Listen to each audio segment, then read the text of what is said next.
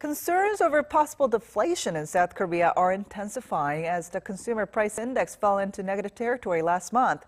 And even worse, data shows South Korea had the lowest rate in the whole of the OECD. Our Yoon Jung-min tells us more.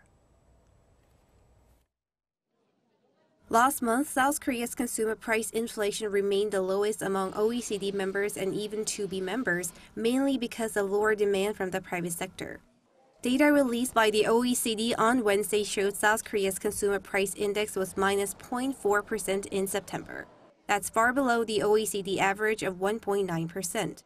The consumer price index for the U.S. was 1.7%, 0.8% for the euro area, and 0.2% for Japan. In fact, South Korea saw one of the sharpest declines in its inflation rate than any other OECD member during the past year.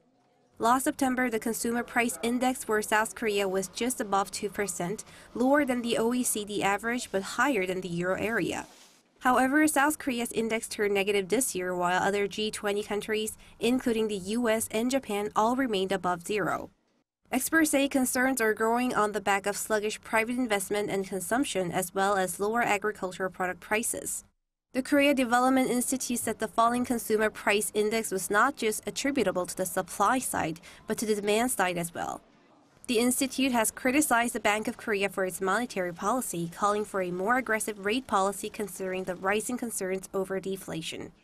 The central bank said in an earlier report that consumption has contracted due to slowing investment in facility and construction. Yoon Jung-min, Arirang News.